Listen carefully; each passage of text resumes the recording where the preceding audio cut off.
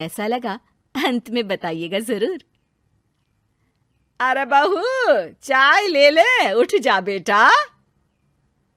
अरे मम्मी रहने देती ना, मैं उठ तो रही थी। अरे कोई बात नहीं, खाने में क्या बनाना है वो बता दे। देख लो माँ, कुछ भी जो ये कहे बना लेते हैं। बेटा, मैंने तो जो सब्जी थी वो काट दी है, तू बस रोटियां बना लेना। ये हर रोज सुबह का सीन था ममता के ससुराल का। एक दिन पड़ोसन कहती है, अरे बहन जी, सारा दिन काम करती रहती हो, थकती नहीं क्या आप? बहू क्या करती रहती है सारा दिन? अरे वो भी कुछ ना कुछ करती ही रहती होगी। अब इतनी भी बूढ़ी तो नहीं हूं मैं जो बैठ जाऊं कि सामने काम पड़ा है और मैं बैठी रहूं। अरे लेकिन बहू की तो आदत खराब हो जाएगी जब सारा काम आप ही कर दोगी। अरे ठीक है ना, कम उम्र में हमारी भी शादी हुई थी। अब आजकल के पढ़ने लिखने वाले बच्चों को सारी जिम्मेदारी लेने में भी तो वक्त लगता है। बहू है तो क्या हुआ, मेरी बेटी की उम्र की ही है ना। एक उसे भी देख लो, चाय बनाने के सिवा आता ही क्या है। ममता से सारी बात करती है। हाँ, मम्मी जी ही ज्यादा काम करती हैं, इसमें कोई दो राय नहीं है। लेकिन मैं भी क्या करूं, ऑफिस और घर के बीच जो वक्त मिलता है उसी में काम कर लेते हैं, है ना। दिन बीत रहे थे। सास बहू के बीच की बॉन्डिंग अच्छी थी, लेकिन जब बहू माँ बनती है तो जो थोड़ा बहुत काम किया करती थी वो भी छोड़ देती है। बहू, ये ले, तेरे लिए बनाया है। इसको खाने से बच्चा और तू दोनों स्वस्थ रहेंगे। ठीक है माँ जी। माँ जी, वो बच्चे के लिए गद्दे जो सूख रहे हैं ना छत पर, जरा ले आइए ना। तभी वहां पति आ जाता है। अरे माँ रुको, मैं ले आता हूँ, तुम मेरा खाना लगा दो। माँ किचन में चली जाती है। पता है, बगल वाली डॉली है ना, वो लोग हमारी साइड के हैं। उसकी सास ने तो उसकी हड्डियों को मजबूत करने वाले लड्डू बनाए हैं। उसे भी बच्चा हुआ है ना। पता नहीं मम्मी जी क्या पानी सा उबाल कर दे देती है, मैं तो बस वही खा लेती हूँ। अरे तो तुम्हारे साइड बनता है तो तुम अपनी माँ से बोल दो, वो बना देंगी।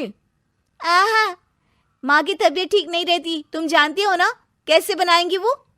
अरे क्या हो गया सासू माँ को? कल तक तो फेसबुक में किटी की फोटो डाल रही थी। अच्छा अच्छा, चुप रहिए। डॉली की सास ने मनाया है, तुम लोगों का भी तो फर्ज बनता है। तभी वहां सास आ जाती है। ये ले बहू, गर्म पानी की बोतल, गर्म पानी पीने से पेट अंदर हो जाएगा। नहीं नहीं माँ जी, गर्म पानी पीने से प्यास नहीं बुझती।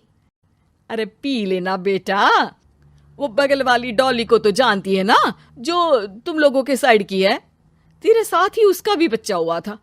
बेचारे का कोई ख्याल रखने वाला नहीं, सारा काम करती है और रात में बस एक लड्डू खाकर सो जाती है। पेट तो लटक ही गया है और बच्चा तो कितना कमजोर सा है उसका। अच्छा माँ, क्या बात है, डॉली की ये हाल है? क्यों मैडम, क्या कहना है आपका? अब पता है मुझे, किसी के पास मेरी सास की तरह सास थोड़ी ना है। नहीं नहीं बेटा, ऐसा नहीं है। मेरे लिए तो तुम सभी मेरे बच्चे जैसे ही हो। ममता को समझ में नहीं आता कि वो सास में कैसे कोई बुराई निकाले, क्योंकि हर कोई उससे उसकी सास की तारीफ ही किया करता था। एक रोज ममता के घर उसकी ननद आती है। अरे भाभी, मुन्नी को तो 6 महीने हो गए, आप अभी भी बेड पर हो। आ गई है आप। कैसी हैं बुआ? बच्चा होने के 6 महीने बाद आई हैं आप। भाभी, अमेरिका दूर है ना, तो वक्त लग जाता है। अब इनकी छुट्टी अभी थी तो सभी आ गए। वैसे माँ कहाँ है? थकी हारी सास बेटी को देखकर खुश हो जाती है। माँ, इस बार तेरा वीजा तैयार है, मेरे साथ चलने को तैयार रहना। हाँ हाँ बेटा, मैं तैयार हूँ। अरे ऐसे कैसे माँ, मैं कैसे मैनेज करूंगी? कैसे मतलब? जैसे मैंने किया अमेरिका में, आप इंडिया में कर लेना। वैसे आपका तो मायका भी पास ही में है ना। हाँ वो तो है, लेकिन वहाँ माँ के पास वक्त नहीं होता। ईश्वर भक्ति में उनका सारा समय चला जाता है। भाभी, बेटी परेशान हो तो माँ का ध्यान आरती में कैसे लग सकता है? समझ में ही नहीं आता। वैसे भी अब माँ को मैं अपने साथ ले जा रही हूँ। माँ को विदेश घूमने का शौक है ना।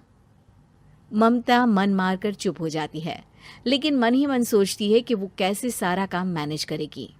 पति का खाना, नाश्ता, मुन्ने को नहलाना, धुलाना, फिर रात भर इसके लिए दूध तैयार करना। माँ तो सारा काम करती थी। हे भगवान, ना भाई ना। क्या हुआ भाभी? क्या सोचकर ना भी ना कर रही हो? अरे कुछ नहीं, बस बच्चे के बाद से ही कमजोरी ज्यादा हो गई है ना, तो अचानक से बड़बड़ाने लगती हूँ मैं। अगले दिन ममता अपनी माँ को फोन करती है। राधे राधे। माँ मैं क्या करूँ, मेरी सास तो अमेरिका जा रही है बेटी के पास। अब घर का सारा काम, बच्चा, सब कैसे मैनेज करूँगी। तू आ जाना माँ कुछ महीनों के लिए मेरे पास। अरे ना ना ममता, मेरे बस की बात नहीं है काम धाम। अरे तू तो जानती है ना, मैंने तो तेरे भाई की शादी भी गरीब गांव की लड़की से इसीलिए ही की थी कि वो चुपचाप घर का सारा काम करे। वैसे भी अब तो आदत भी नहीं रही मेरी काम करने की। ममता को माँ पर बहुत गुस्सा आता है। ठीक है माँ, देख लूंगी मैं, लेकिन मेरी मुसीबत के वक्त आप मेरा साथ नहीं दे रही है। अब भूल जाना मुझे। ममता गुस्से में आकर फोन रख देती है और रोने लगती है, लेकिन बेचारी करे भी तो क्या। अब सास और ननद दोनों घर का काम करते, नेहा आराम करती, लेकिन अब आराम में भी उसे चिंता रहती। और फिर वो दिन भी आ जाता है जब ननद का जाने का वक्त आ जाता है। भाभी मैं जा रही हूँ, अपना और मुन्ने का ख्याल रखना। ममता सास को देखती है और गले लगकर रोने लगती है। माँ जल्दी आ जाना। सास मुस्कुराकर कहती है, कहाँ से ममता, मैं कहीं नहीं जा रही। मैंने देखा कि मेरे जाने की बात से ही तू परेशान हो गई थी, इसीलिए मैंने अपना जाना कैंसिल कर दिया है। तू चिंता ना कर, मैं तेरे साथ ही रहूंगी।